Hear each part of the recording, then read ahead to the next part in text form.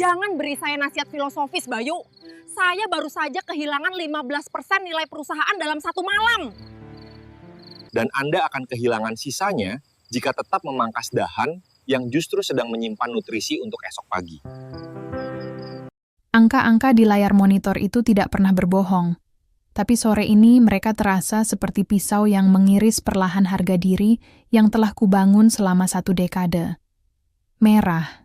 Semuanya merah. Arkana Group, kerajaan properti dan teknologi yang kuwarisi dan kukembangkan dengan keringat darah, sedang sekarat di lantai bursa. Minus 15%, Nadira. Hanya dalam waktu 6 jam. Suara Bram, direktur operasional sekaligus orang kepercayaan mendiang ayahku, bergema di ruang kerja pribadinya yang kedap suara.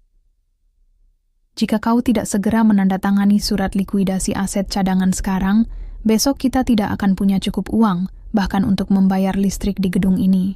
Aku memijat pelipis, mengabaikan dokumen di atas meja mahoni yang tampak seperti vonis mati. Aku adalah Nadira Arkana. Di usia 32, majalah bisnis menjulukiku wanita besi dari Jakarta. Namun, sore ini, besi itu terasa berkarat dan rapuh. Aku tinggal di sebuah mansion bergaya kolonial modern, di pinggiran Jakarta yang asri. Sebuah rumah yang seharusnya menjadi tempat perlindungan. Namun kini terasa seperti penjara berlapis emas, yang siap disita bank. "Keluar, Bram," kataku datar, tanpa menoleh. "Nadira, dengar. Keluar." Setelah pintu jati itu tertutup dengan dentuman keras, aku segera meraih kunci mobil.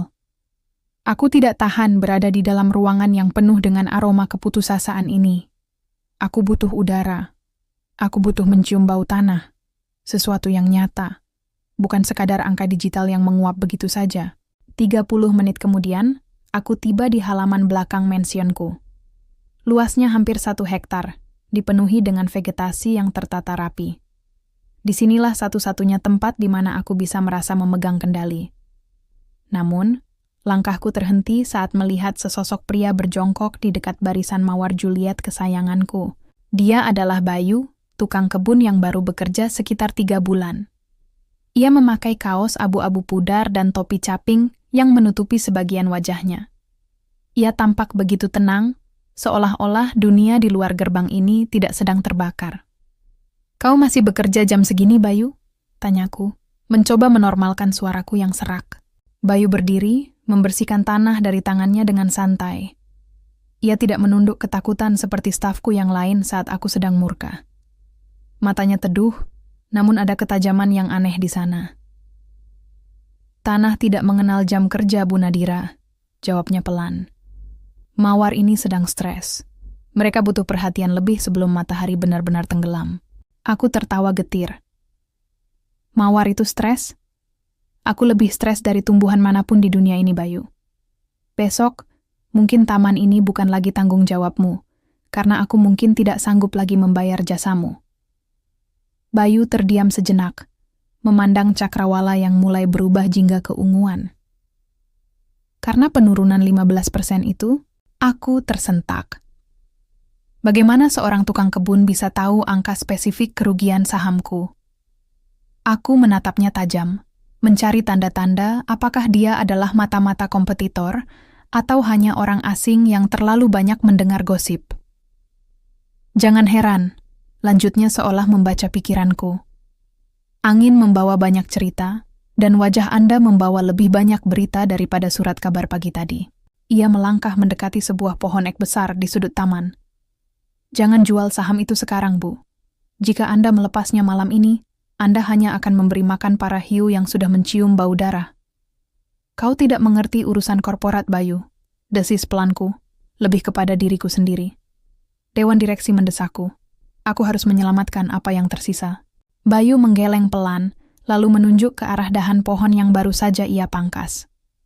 Terkadang, sebuah pohon harus terlihat kering agar parasitnya pergi. Besok pagi, saat embun pertama turun, harga itu akan melonjak. Tidak hanya kembali normal, tapi naik hingga 20%. Bertahanlah 1 hari lagi. Aku terpaku. Kalimatnya bukan sekadar saran, tapi sebuah instruksi yang penuh otoritas. Suaranya yang tenang bertolak belakang dengan gemuruh di dadaku. Logikaku meneriakkan bahwa dia gila. Tapi entah mengapa, instingku yang biasanya tajam mendadak lumpuh di hadapan pria bertopi caping ini. Malam itu, saat aku berdiri di balkon menatap pondok kecil tempat Bayu tinggal di ujung taman, sebuah pertanyaan besar mulai tumbuh di benakku. Siapa sebenarnya pria yang sedang merawat mawarku ini? Kata-kata Bayu terus bergema di kepalaku seperti melodi yang sumbang, namun menghipnotis. Naik 20%. Itu angka yang mustahil. Dalam dunia bursa yang sedang bergejolak, kenaikan sebesar itu tanpa adanya sentimen positif yang masif adalah sebuah keajaiban atau kegilaan. Malam itu, mansionku terasa sangat sunyi. Aku duduk di ruang kerja, menatap layar laptop yang menampilkan grafik harga saham Arkana Group yang terjun bebas. Di sampingnya, ponselku terus bergetar. Pesan dari Bram masuk beruntun. Nadira, kita harus bertindak sekarang. Broker sudah menunggu konfirmasi penjualan aset. Aku mengabaikannya. Pikiranku justru melayang pada sosok Bayu. Ada sesuatu yang sangat ganjil. Cara dia berdiri, cara dia menatapku, dan bagaimana dia menyebut angka 20% dengan nada yang begitu datar, seolah dia sedang membicarakan perakiraan cuaca, bukan kehancuran finansial. Rasa penasaran yang tajam menarikku keluar dari kursi empukku. Aku mematikan lampu ruangan dan berjalan menuju jendela besar yang menghadap ke taman belakang. Di kejauhan, di balik rimbunnya pohon Kamboja, aku melihat siluet pondok kayu kecil tempat Bayu tinggal. Lampunya masih menyala. Aku mengambil syal, lalu melangkah keluar melewati pintu samping. Udara malam Jakarta yang lembab menerpa wajahku, membawa aroma tanah basah dan sisa pupuk organik. Aku berjalan mengendap, sesuatu yang belum pernah kulakukan di rumahku sendiri. Aku merasa seperti pencuri di tanah milikku sendiri. Semakin dekat dengan pondok itu, aku mendengar suara yang tidak biasa. Bukan suara televisi, bukan pula musik dangdut yang biasa didengarkan oleh para staf domestikku. Itu adalah suara ketikan keyboard yang ritmis dan cepat. Aku mengintip melalui celah jendela pondok yang sedikit terbuka. Napasku tertahan di tenggorokan. Di dalam sana, tidak ada tumpukan gunting rumput atau karung pupuk yang berantakan. Memang ada beberapa pot tanaman di sudut ruangan, tapi fokus utamanya adalah sebuah meja kayu jati tua yang memuat 3 monitor besar. Salah satunya menampilkan layar terminal Bloomberg, perangkat finansial yang biaya langganannya saja lebih besar dari gaji tahunan seorang tukang kebun. Bayu duduk di sana, tanpa topi capingnya.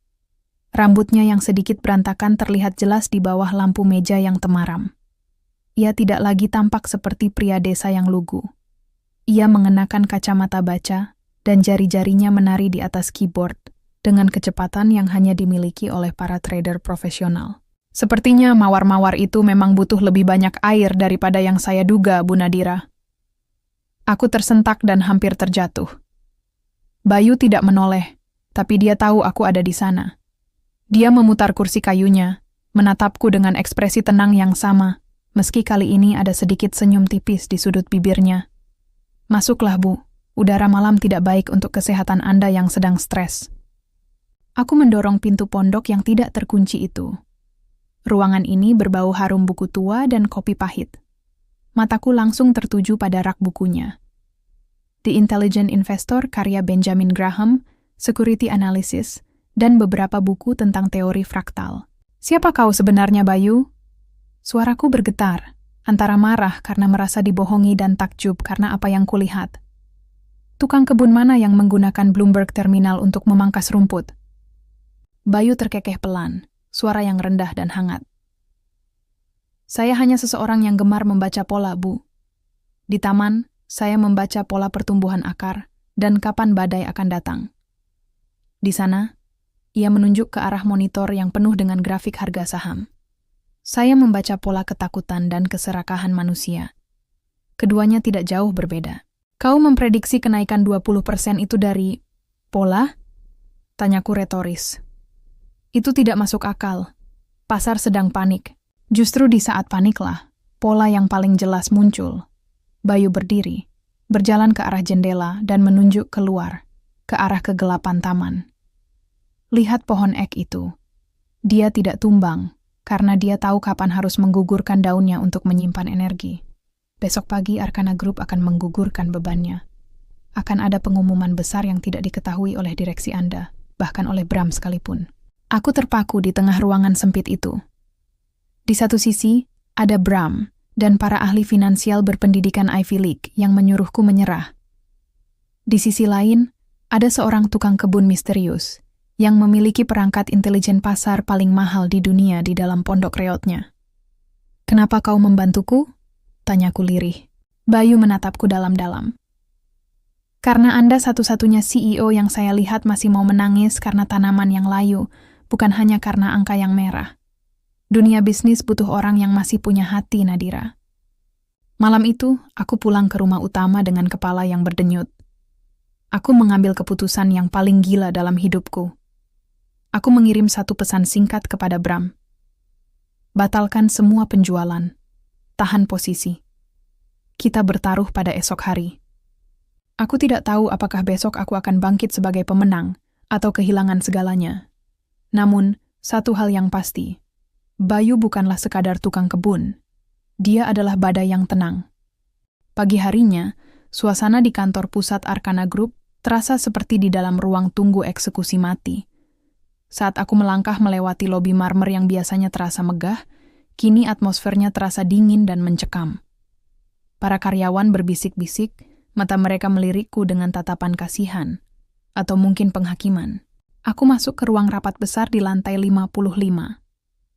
Bram sudah ada di sana, berdiri di depan jendela kaca raksasa dengan tangan bersedekap. Di meja oval panjang, 7 orang anggota dewan direksi duduk dengan wajah kaku. Di depan mereka, layar proyektor menampilkan harga pembukaan pasar yang baru saja dimulai. "Nadira, apa engkau sudah gila?" Suara Bram memecah keheningan bahkan sebelum aku sempat duduk. "Aku menerima pesanmu semalam. Kau membatalkan penjualan aset? Saham kita dibuka dengan stagnasi yang rapuh. Jika kita tidak melepasnya sekarang, saat pasar Amerika buka nanti malam, kita akan hancur menjadi debu." Aku duduk di kursi kebesaranku, meletakkan tas tangan dengan tenang, meski jantungku berdegup kencang seperti jenderang perang. Bayangan Bayu di pondok semalam, dengan monitor-monitor canggihnya, menjadi satu-satunya peganganku. "Aku tetap pada keputusanku, Bram. Kita tidak akan menjual satu lembar saham pun hari ini," kataku, berusaha menjaga nada suaraku agar tetap otoriter. "Atas dasar apa?" Salah satu direktur senior, Pak Hananto, memukul meja. Analisis teknikal menunjukkan tren bearish yang tidak terbendung. Tidak ada sentimen positif, tidak ada katalis. Kau mempertaruhkan masa depan ribuan karyawan hanya berdasarkan apa? Firasat? Aku terdiam sejenak. Aku tidak mungkin mengatakan bahwa aku mengikuti saran tukang kebunku, yang ternyata memiliki Bloomberg terminal rahasia. Mereka akan langsung mengirimku ke rumah sakit jiwa. Berdasarkan pola, jawabku singkat, meminjam istilah Bayu. Ada pergerakan bawah tanah yang tidak terbaca oleh algoritma kalian. Pasar sedang mengumpulkan tenaga untuk sebuah lonjakan. Bram tertawa sinis, langkahnya mendekat ke arahku. "Pola? Nadira, ini bukan kursus menjahit. Ini bursa saham. Jika sampai penutupan pasar sore ini, saham kita tidak bergerak naik, aku akan secara resmi mengajukan mosi tidak percaya kepada Dewan untuk mencopot jabatanmu sebagai CEO. Ancaman itu nyata." Aku menatap mata Bram yang tajam dan penuh ambisi. Di sana, aku tidak melihat kekhawatiran terhadap perusahaan. Aku hanya melihat nafsu untuk mengambil alih posisiku. Apakah Bayu benar? Apakah Bram adalah salah satu parasit yang harus disingkirkan? Silakan Bram. Tapi hingga detik itu tiba, aku masih pemegang keputusan tertinggi di sini. Balasku dingin. Jam-jam berikutnya adalah siksaan yang paling lambat dalam hidupku. Aku mengurung diri di ruangan, menolak semua telepon. Mataku terpaku pada pergerakan harga saham Arkana di layar. Pukul 10.00. Saham masih bergeming. Pukul 11.30. Turun lagi 2%. Keringat dingin mulai membasahi punggungku. Aku mulai meragukan diriku sendiri. Apakah semalam itu hanya halusinasi? Bagaimana jika Bayu sebenarnya adalah orang gila yang sangat kaya, yang hanya ingin mempermainkanku? Namun, setiap kali keraguan itu muncul, aku teringat ketenangan di matanya. Ketenangan seorang pria yang sudah melihat akhir dari sebuah cerita sebelum cerita itu dimulai. Tiba-tiba, ponsel pribadiku bergetar. Sebuah nomor tidak dikenal mengirim pesan singkat. Jangan hanya menonton. Paksa mereka keluar dari persembunyian. Beli lot terakhir di harga dasar sekarang. Akar butuh air lebih banyak sebelum bunga mekar. Itu pasti Bayu. Bagaimana dia bisa tahu aku sedang bimbang? Aku menarik napas panjang, lalu menekan tombol intercom ke bagian trading internal perusahaan.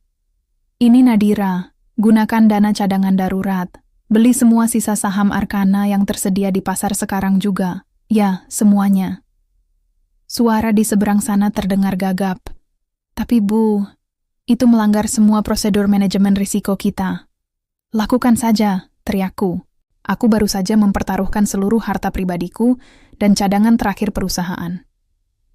Jika prediksi Bayu salah, bukan hanya jabatanku yang hilang, tapi namaku akan tercatat dalam sejarah sebagai CEO yang menghancurkan warisan keluarganya sendiri dalam satu hari. Sekarang, aku hanya bisa menunggu. Menunggu embun turun, atau menunggu badai menghapusku selamanya. Keputusan gila itu sudah diambil. Seluruh dana cadangan Arkana Group kini telah tersedot ke dalam pusaran pasar saham. Aku pulang ke rumah lebih awal, bukan karena pekerjaan sudah selesai, tapi karena aku tidak sanggup lagi menahan tatapan menghakimi dari Bram dan jajaran direksi lainnya. Di kantor, aku adalah sang kapten yang menolak meninggalkan kapal yang bocor. Namun di sini, di balik gerbang mansionku, aku hanyalah seorang wanita yang gemetar ketakutan. Matahari baru saja terbenam, meninggalkan semburat warna merah darah di ufuk barat yang seolah mengejek nasib perusahaanku. Aku tidak masuk ke dalam rumah. Langkahku justru membawaku kembali ke taman belakang. Aku butuh jawaban. Saat aku mendekati area pondok, aku melihat Bayu sedang sibuk menyirami deretan anggrek bulan di bawah naungan paranet. Ia masih mengenakan pakaian yang sama, seolah-olah instruksi pembelian saham bernilai ratusan miliar yang ia kirimkan lewat pesan singkat tadi hanyalah rutinitas biasa seperti menyapu daun kering. Kau hampir membuatku kena serangan jantung, Bayu. Kataku tanpa basa-basi. Aku berdiri beberapa meter di belakangnya, napasku masih memburu. Bayu mematikan keran air, lalu berbalik. Ia melepaskan topi capingnya dan menyampirkan handuk kecil di bahu. Tapi Anda melakukannya, bukan? Anda membeli air untuk akar yang sedang kehausan itu. Aku mempertaruhkan segalanya. Nama baikku, warisan ayahku, masa depan ribuan orang. Suaraku naik 1 oktav. Jika besok harga saham itu tidak melonjak seperti yang kau katakan, aku akan hancur. Dan kau tetap di sini, memotong rumput seolah tidak terjadi apa-apa. Bayu menatapku dengan ketenangan yang menjengkelkan. Ia berjalan menuju pondoknya dan memberi isyarat agar aku mengikutinya. Masuklah, Nadira. Ada sesuatu yang perlu Anda lihat agar Anda bisa tidur malam ini. Ini adalah kedua kalinya aku masuk ke dalam ruang rahasianya. Suasana di dalam pondok terasa berbeda malam ini. Ketiga monitor besar itu menampilkan grafik yang jauh lebih rumit dari semalam. Ada kode-kode hijau yang mengalir cepat di salah satu layar, dan sebuah peta jaringan korporat global yang saling terhubung di layar lainnya. Lihat ini. Ia menunjuk ke sebuah grafik volume perdagangan yang menunjukkan anomali. Sejak 3 jam lalu, ada akumulasi besar-besaran dari entitas anonim di Bursa London dan Singapura. Mereka bukan sedang menjual. Mereka sedang menjebak spekulan seperti Bram untuk melepas harga serendah mungkin. Aku mendekat, mencoba mencerna data yang tersaji. Siapa mereka? Mereka adalah bagian dari konsorsium Kailum Global. Dan besok pukul 9 pagi, mereka akan mengumumkan kemitraan strategis dengan Arkana Group untuk proyek kota mandiri di Kalimantan. Bayu berkata datar sembari menyesap kopi hitamnya. Aku terbelalak. Kemitraan strategis? Aku CEO-nya Bayu. Bagaimana mungkin ada kesepakatan sebesar itu yang tidak ku ketahui? Bayu tersenyum tipis. Sebuah senyum yang mengandung misteri sekaligus rasa iba. Karena selama ini Anda memelihara ular di dalam ruang rapat Anda. Bram telah menyembunyikan draft kesepakatan ini selama berminggu-minggu, menunggu saham Anda jatuh agar dia bisa membeli mayoritas kepemilikan dan menandatanganinya atas namanya sendiri sebagai CEO baru. Jantungku serasa berhenti berdetak. Pengkhianatan. Itu adalah kata yang lebih pahit daripada kebangkrutan. Bagaimana kau bisa tahu semua ini? Tanyaku dengan suara bergetar. Kau hanya tukang kebun di sini. Bloomberg Terminal, data intelijen pasar, rencana merger rahasia. Siapa kau sebenarnya, Bayu? Bayu terdiam cukup lama. Ia menatap keluar jendela pondok, ke arah kegelapan taman yang ia rawat dengan tangannya sendiri. Cahaya dari monitor memantul di matanya, memberikan kilatan perak yang asing. Dulu, saya menghabiskan hidup saya di dalam menara kaca, melihat dunia hanya sebagai angka dan statistik, ucapnya lirih. Sampai saya sadar bahwa angka tidak memiliki jiwa. Saya memilih berada di sini, di antara tanah dan tanaman, karena alam tidak pernah berbohong. Pohon tidak akan berpura-pura tumbuh jika akarnya busuk. Ia kemudian beralih menatapku. Malam ini, jangan buka laptop Anda. Jangan baca pesan dari Bram. Tidurlah. Besok pagi, saat matahari terbit, Anda akan melihat bagaimana dunia berputar kembali pada porosnya. Aku meninggalkan pondok itu dengan perasaan yang campur aduk. Di satu sisi, aku merasa ngeri dengan konspirasi yang dilakukan Bram. Di sisi lain, aku merasa aman di bawah perlindungan pria misterius ini. Malam itu, di balik jendela kamarku, aku terus menatap cahaya lampu dari pondok Bayu yang tetap menyala hingga fajar, seperti mercusuar di tengah badai yang paling gelap dalam hidupku. Malam itu aku tidak benar-benar tidur. Aku berbaring di atas tempat tidur king size yang terasa terlalu luas dan dingin, menatap langit-langit kamar yang tinggi. Kata-kata Bayu tentang ular di ruang rapat terus berputar seperti kaset rusak. Bram, pria yang sudah kuanggap sebagai paman sendiri, pria yang memegang tangan ayahku di saat-saat terakhirnya, ternyata adalah orang yang memegang belati di punggungku. Sekitar pukul 3 pagi, aku menyerah pada rasa kantuk yang tak kunjung datang. Aku bangkit, mengenakan jubah sutra, dan kembali turun ke taman. Kakiku seolah memiliki magnet yang menarikku kembali ke pondok itu. Bayu tidak terkejut melihatku muncul di ambang pintunya untuk ketiga kalinya. Ia sedang duduk di kursi kayu di teras kecilnya, menyesap teh melati yang aromanya menenangkan. Di pangkuannya terdapat sebuah buku tua bersampul kulit yang tampak sangat sering dibaca. Teh melati, tawarnya tanpa menoleh. Bagus untuk menurunkan kadar kortisol dalam darah Anda. Aku duduk di kursi bambu di sebelahnya, mengabaikan protokol majikan dan pelayan. Bagaimana kau bisa setenang ini, Bayu? Kau membicarakan kehancuran dan pengkhianatan seolah itu hanya bagian dari siklus musiman. Bayu menutup bukunya. Karena memang begitu, Nadira. Semuanya adalah pola. Lihatlah ke depan. Ia menunjuk ke arah barisan pohon cemara yang berayun pelan ditiup angin malam. Angin bertiup, dahan bergoyang, daun gugur.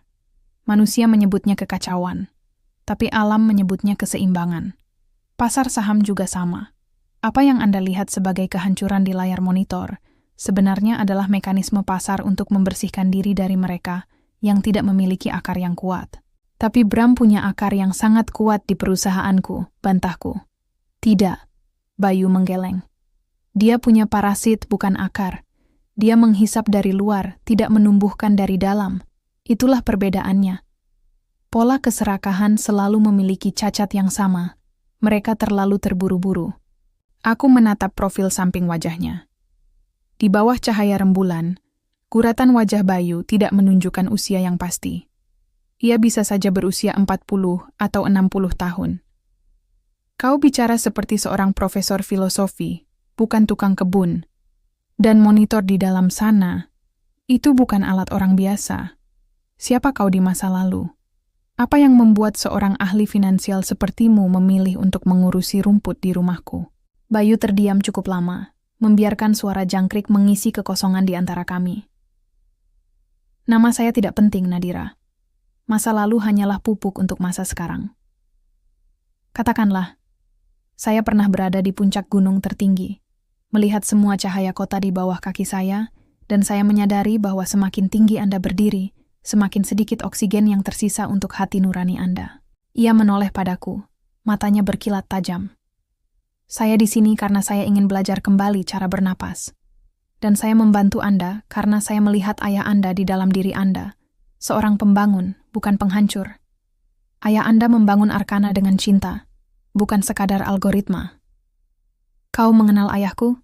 Suaraku hampir berbisik. Semua orang di gunung itu mengenal nama Arkana, jawabnya samar. Besok pagi, saat pasar dibuka, Bram akan melakukan langkah terakhirnya. Dia akan mencoba memaksa pemungutan suara darurat sebelum pengumuman kemitraan Kelum Global bocor. Anda harus bertahan. Jangan biarkan dia mengambil palu sidang itu. Aku merasakan kekuatan baru mengalir ke dalam nadiku. Bukan lagi kekuatan yang berasal dari keputusasaan, melainkan dari kemarahan yang terkendali. Aku bukan lagi sekadar CEO yang sedang mempertahankan saham. Aku adalah seorang putri yang sedang mempertahankan warisan ayahnya dari seorang pengkhianat. Apa yang harus kulakukan jika dia menekan dewan? Tanyaku. Gunakan bahasa mereka, bahasa angka. Tapi simpan kartu as itu sampai detik terakhir.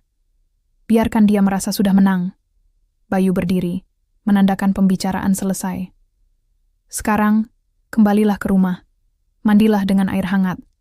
Gunakan pakaian paling tegas yang Anda punya. Besok, Anda bukan sedang pergi ke kantor. Anda sedang pergi ke medan perang. Saat aku berjalan kembali ke mansion, aku menoleh sekali lagi. Bayu sudah kembali ke kegelapan taman. Sosoknya menghilang di antara bayang-bayang pepohonan. Aku tidak tahu apakah dia malaikat pelindung atau hantu dari masa lalu industri finansial. Tapi satu hal yang pasti, aku tidak lagi merasa sendirian menghadapi esok hari. Matahari mulai mengintip dari ufuk timur. Hari kemenangan atau kekalahan total telah tiba. Pukul 08.00 pagi.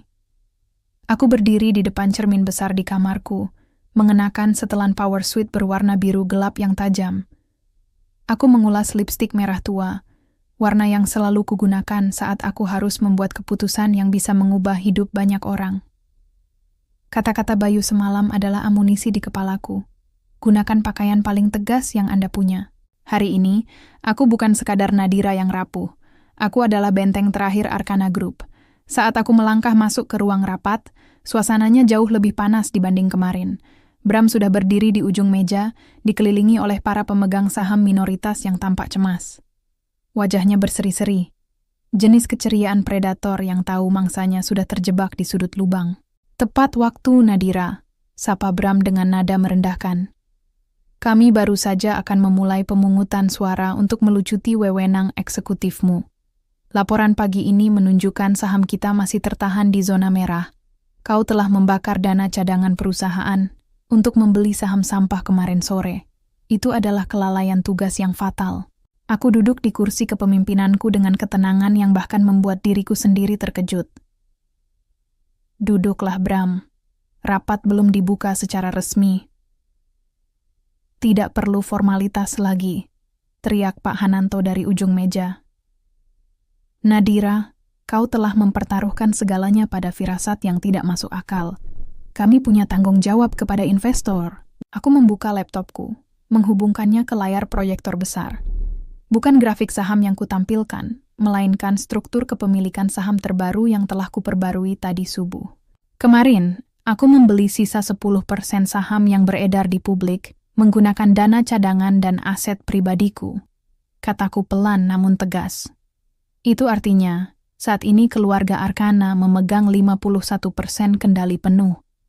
Kalian tidak bisa melakukan pemungutan suara untuk mencopotku tanpa persetujuanku sendiri. Bram tertawa terbahak-bahak, namun matanya berkilat penuh kebencian. Kau pikir itu akan menyelamatkanmu? Kau memegang kendali atas perusahaan yang nilainya 0. Tanpa likuiditas, 51% itu hanyalah kertas sampah. Kau baru saja mempercepat kebangkrutanmu sendiri, Nadira. Atau mungkin, aku menatapnya tajam. Aku baru saja menutup pintu bagi orang-orang yang ingin mencuri aset ini dengan harga murah. Tiba-tiba, jam dinding menunjukkan pukul 9. Bel pembukaan pasar saham berbunyi di seluruh lantai bursa. Layar proyektor beralih ke saluran berita finansial internasional. Breaking news. Caelum Global Group mengumumkan kemitraan strategis eksklusif dengan Arkana Group Indonesia dalam proyek mega urban senilai 10 miliar dolar. Hening. Ruangan itu mendadak begitu sunyi, hingga suara detak jam terdengar seperti dentuman meriam. Wajah Bram yang tadi kemerahan karena amarah, kini berubah pucat pasi. Tangannya yang memegang dokumen mulai gemetar. Apa ini? Gumam Pak Hananto. Mulutnya ternganga melihat grafik saham Arkana yang tiba-tiba melesat ke atas dalam garis vertikal yang hampir tegak lurus. Itu adalah masa depan, Pak Hananto. Jawabku dingin. Aku berdiri dan menatap Bram tepat di matanya. Dan kau, Bram, kau tahu persis tentang kesepakatan ini, bukan? Kau menyembunyikan draftnya agar kau bisa menguasai saham saat harganya jatuh. Sayangnya kau meremehkan akar perusahaan ini. Ini tidak mungkin, bisik Bram.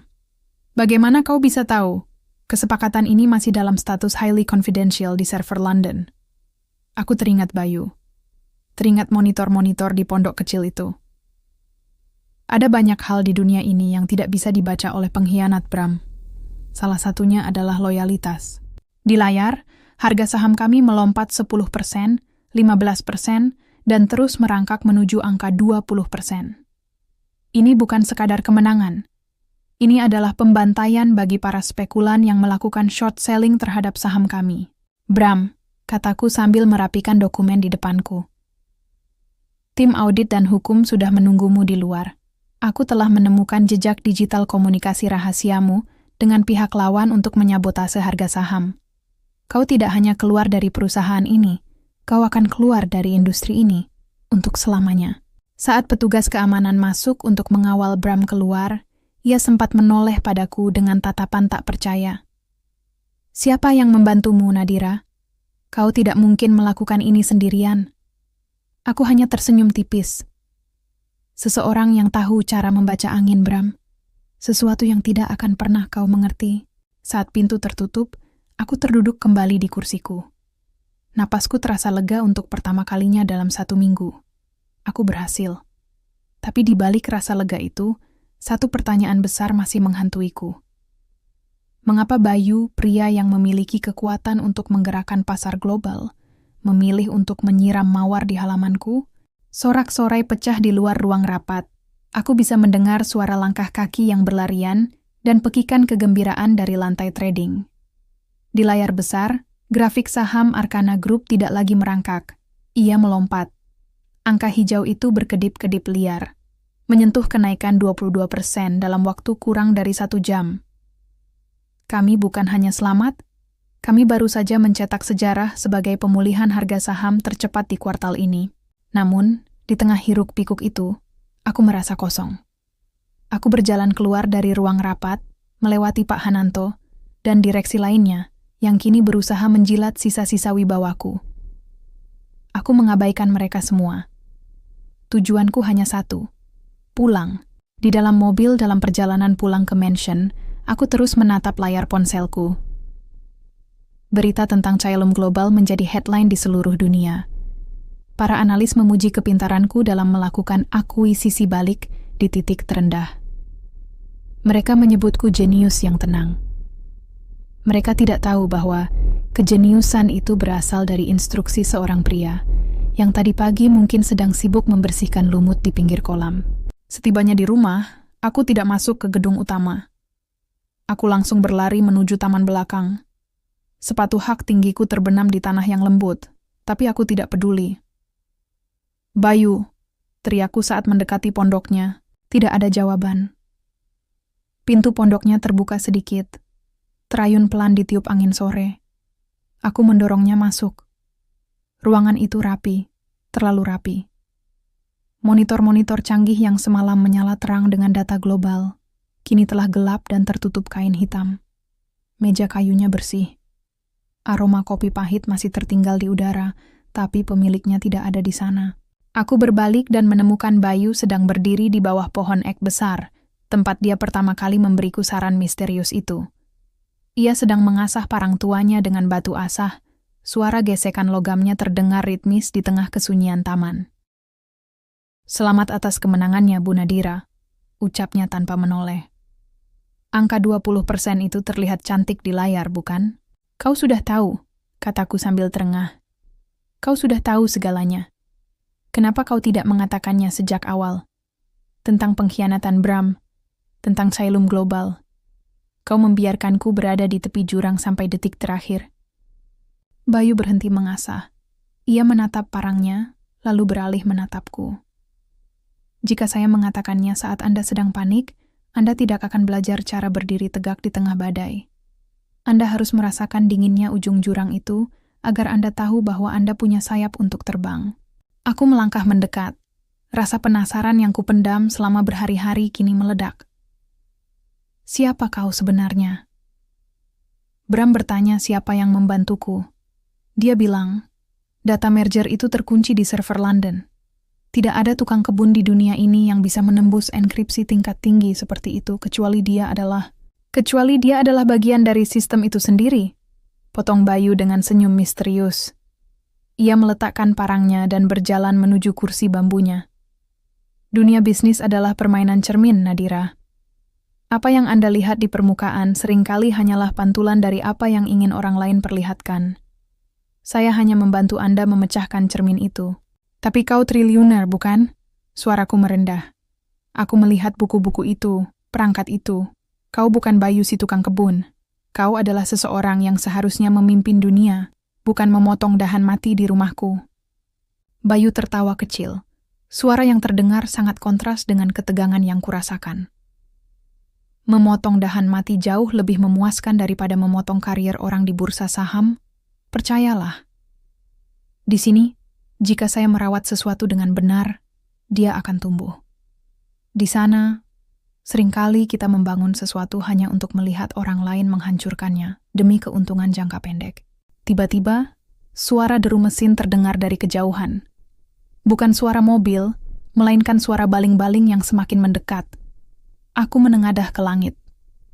Sebuah helikopter pribadi berwarna hitam legam dengan logo emas yang asing muncul dari balik pepohonan, terbang rendah menuju area pendaratan pribadi di pinggir propertiku yang jarang digunakan.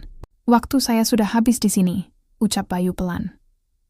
Ia berdiri dan mengenakan topi capingnya untuk terakhir kalinya. Kau pergi? Tanyaku, ada rasa kehilangan yang tiba-tiba menusuk dadaku. Tapi perusahaan, aku masih butuh saranmu. Aku belum tahu bagaimana mengelola kemitraan dengan Caelum. Anda sudah tahu caranya, jawab Bayu sambil melangkah pergi. Cukup ingat satu hal. Jangan pernah membiarkan taman Anda penuh dengan parasit lagi. Dan jika Anda ragu, tanyalah pada tanah. Dia tidak pernah berbohong. Aku terpaku melihatnya berjalan dengan tenang menuju helikopter itu. Tukang kebunku, mentor rahasiaku, sedang menuju ke sebuah dunia yang jauh di luar jangkauanku.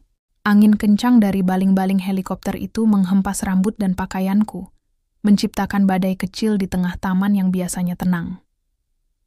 Aku berdiri membeku, melindungi mataku dari debu yang beterbangan, sementara sosok Bayu melangkah menjauh dengan ritme yang tetap santai. Ia tidak menoleh lagi. Pintu helikopter terbuka, menelan sosok pria yang selama 3 bulan ini hanya kukenal sebagai pemotong rumput bertangan dingin. Saat helikopter itu perlahan naik dan menghilang di balik cakrawala senja, menyisakan kesunyian yang memekakan telinga, aku merasa seolah-olah baru saja terbangun dari sebuah mimpi yang nyata. Aku segera berlari kembali ke pondoknya. Kali ini, bukan untuk mencari jawaban, melainkan untuk mencari bukti. Pondok itu kosong, namun tidak benar-benar hampa. Di atas meja jati yang tadi kulihat bersih, kini tergeletak sebuah amplop coklat tua dengan stempel lilin berwarna merah darah. Di atasnya tertulis namaku, Nadira. Dengan tangan gemetar, aku menyobek amplop itu. Di dalamnya terdapat sebuah kliping koran keuangan internasional dari 5 tahun yang lalu. Gambar utamanya menunjukkan seorang pria dengan setelan tuxedo sempurna sedang berdiri di atas podium bursa saham New York. Wajahnya lebih muda, tanpa janggut tipis dan topi caping. Namun tatapan matanya tidak bisa berbohong. Judul beritanya terbaca. Julian Fein, sang arsitek finansial, mengumumkan pengunduran diri total setelah meraih kekayaan 50 triliun rupiah. Di bawah clipping itu, ada sebuah catatan kecil yang ditulis tangan dengan tinta biru. Dunia mengenal saya sebagai Julian. tapi taman Anda mengenal saya sebagai Bayu. Keduanya adalah orang yang sama, hanya mencari tempat untuk berakar. Saya tidak menghilang, Nadira. Saya hanya memilih untuk tidak lagi terlihat. Aku terduduk di kursi kayu tua itu, memegang potongan kertas yang terasa lebih berat dari emas. Julian Fane. Legenda yang sering dibicarakan ayahku dengan nada penuh kekaguman dan kengerian. Pria yang konon bisa meruntuhkan ekonomi sebuah negara kecil hanya dengan satu panggilan telepon, namun memilih untuk menghilang tanpa jejak di puncak kejayaannya. Dan dia ada di sini, di rumahku. Memperbaiki keran yang bocor dan menanam mawar. Rasa ingin tahuku membuncah. Aku menyalakan laptop yang masih tertinggal di sudut meja. Satu-satunya perangkat yang tidak dia bawa. Layarnya terkunci, namun ada sebuah catatan tempel di bawahnya. Itu adalah jam kerjaku sebagai CEO. 6 pagi hingga 2 siang. Setelah kode itu dimasukkan, sebuah folder terbuka. Isinya bukan hanya data pasar saham, melainkan arsip lengkap tentang Arkana Group, jauh lebih detail daripada yang dimiliki Departemen Legal perusahaanku sendiri. Di sana ada bukti jejak transfer gelap Bram, daftar vendor fiktif yang menyedot keuangan perusahaan selama bertahun-tahun, dan sebuah rencana restrukturisasi yang jenius. Namun, ada satu file yang menarik perhatianku. Mawar untuk Arkana. Saat kubuka, isinya bukan angka. Itu adalah salinan surat korespondensi antara Julian Fane dan ayahku bertahun-tahun yang lalu. Mereka adalah sahabat lama.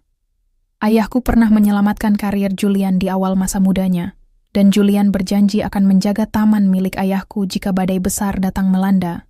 Air mataku jatuh tanpa tertahan. Selama ini aku mengira aku berjuang sendirian melawan dunia yang kejam. Aku mengira keberuntunganku hanyalah keajaiban yang jatuh dari langit. Ternyata, ini adalah janji lama yang ditepati di bawah naungan topi caping yang sederhana. Aku memandang keluar jendela pondok. Malam mulai menyelimuti taman.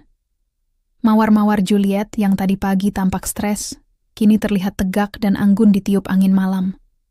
Julian, atau Bayu, telah memenuhi janjinya. Ia memotong dahan yang busuk agar aku bisa tumbuh kembali.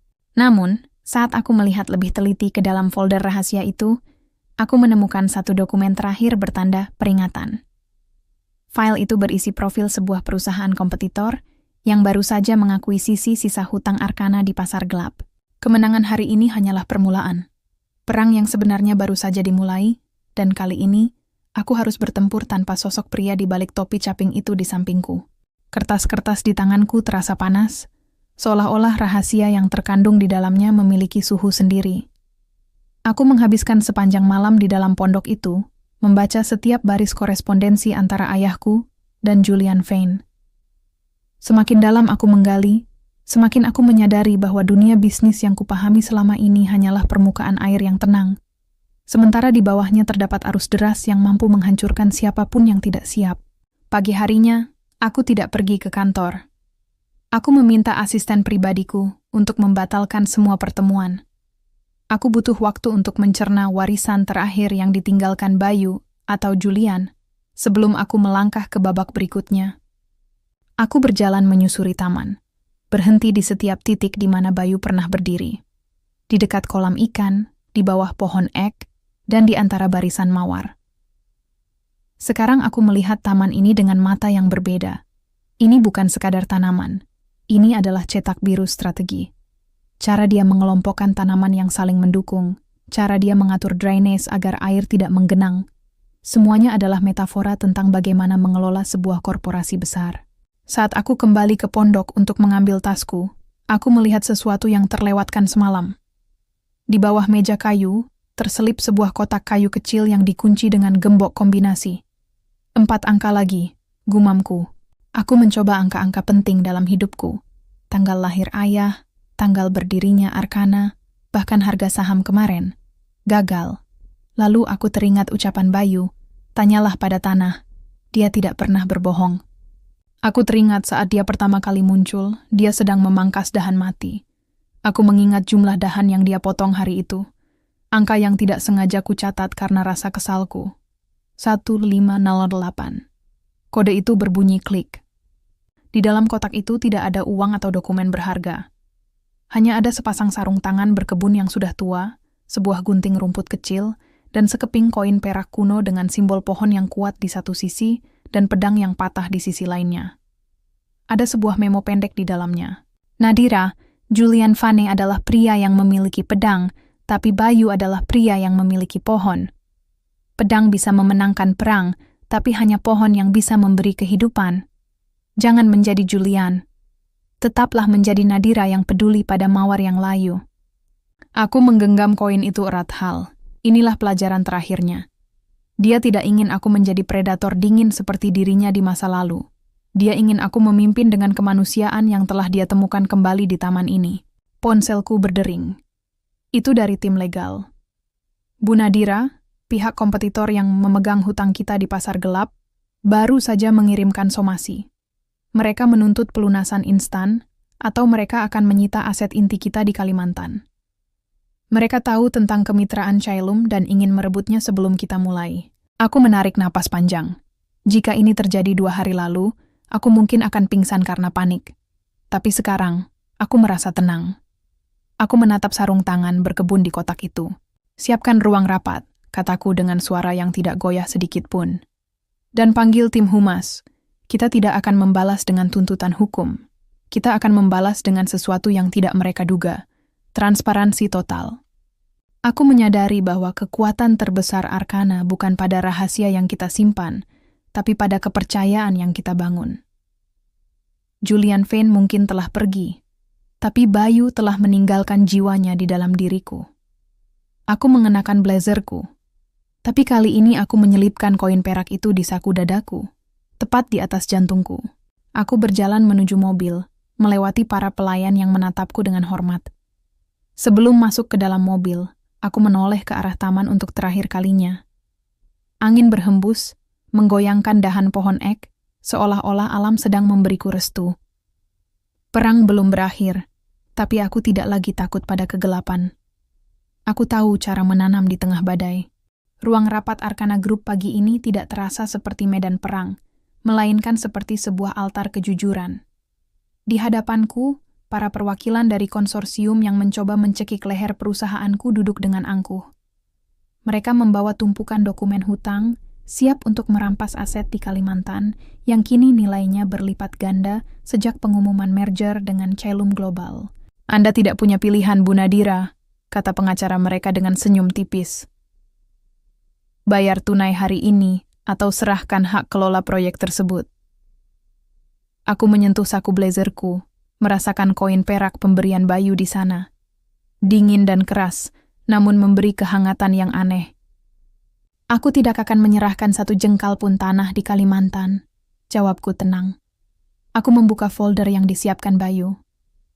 Tapi, aku akan menawarkan sesuatu yang lebih baik. Aku akan melunasi seluruh hutang itu dengan bunga penuh hari ini juga. Namun, sebelum kalian menerima ceknya, kalian harus melihat ini. Aku menampilkan data di layar besar, bukan data keuangan, melainkan data kerusakan lingkungan dan manipulasi pasar yang dilakukan perusahaan mereka selama 10 tahun terakhir. Jejak digital yang ditinggalkan Julian Vane di laptopnya adalah senjata pemusnah massal bagi reputasi mereka. Jika kalian melanjutkan somasi ini, semua data ini akan sampai ke tangan regulator internasional dalam 5 menit, lanjutku. Namun, jika kalian menerima pelunasan ini dan pergi, kita bisa menganggap hubungan ini selesai dengan cara yang profesional. Seperti dahan yang kering, kalian bisa gugur dengan tenang, atau aku bisa mencabut kalian sampai ke akarnya. Ruangan itu mendadak senyap. Ancaman yang kusampaikan tidak mengandung kemarahan, hanya fakta yang dingin dan tak terbantahkan. 15 menit kemudian, mereka menandatangani dokumen pembatalan somasi dan keluar dari kantorku tanpa sepatah kata pun. Aku berdiri di jendela kantorku, menatap kemacetan Jakarta di bawah sana. Untuk pertama kalinya, aku tidak melihat kota ini sebagai mesin uang yang kejam, melainkan sebagai ekosistem yang rapuh namun penuh potensi. 1 bulan kemudian, Arkana Group telah kembali stabil, bahkan lebih kuat dari sebelumnya. Aku melakukan restrukturisasi besar-besaran, bukan dengan memecat orang secara massal, melainkan dengan menanamkan budaya transparansi dan keberlanjutan. Bram kini menghadapi tuntutan hukum atas pengkhianatannya. Sementara aku mulai sering menghabiskan waktu luangku di taman. Sore itu, aku pulang lebih awal. Aku berjalan menuju pondok di ujung taman, yang kini kubiarkan tetap seperti apa adanya, sebagai pengingat akan pelajaran yang kuterima. Namun, langkahku terhenti di meja kayu jati tempat Bayu dulu duduk. Di sana, di tengah meja, terletak sebuah benda yang sangat kukenal. Topi caping milik Bayu. Topi itu tampak sedikit berdebu, namun di bawahnya ada sebuah amplop kecil dengan tulisan tangan yang sama. Jangan pernah melupakan bau tanah, Nadira. Aku mengambil topi itu, memeluknya erat di dadaku. Di kejauhan, aku mendengar suara baling-baling helikopter yang samar, namun kali ini aku tidak menengadah untuk mencarinya. Aku tahu dia tidak akan kembali. Dia adalah angin yang lewat, hanya cukup untuk menggoyang dahan agar debunya hilang. Aku mengenakan topi caping itu di kepalaku, merasakan tekstur anyaman bambu yang kasar. Aku berjongkok di samping mawar Juliet yang kini telah bermekaran dengan indahnya. Dengan tangan kosong, aku mulai menyentuh tanah, merasakannya di bawah kuku-kukuku. Dunia bisnis mungkin masih tetap menjadi badai yang tak terduga, dan angka-angka di bursa saham mungkin akan kembali merah di masa depan. Namun sekarang, aku punya akar. Aku adalah Nadira Arkana, seorang CEO, seorang putri, dan kini seorang penjaga taman. Aku menatap cakrawala yang mulai berubah jingga. Di atas sana, langit terasa begitu luas dan tak terbatas. Aku tersenyum tipis. Ternyata, kemenangan yang paling manis bukanlah saat kita berhasil mengalahkan orang lain, melainkan saat kita berhasil menemukan diri kita sendiri di tempat yang paling tidak terduga. Warisan ayahku selamat, dan jiwaku untuk pertama kalinya merasa utuh.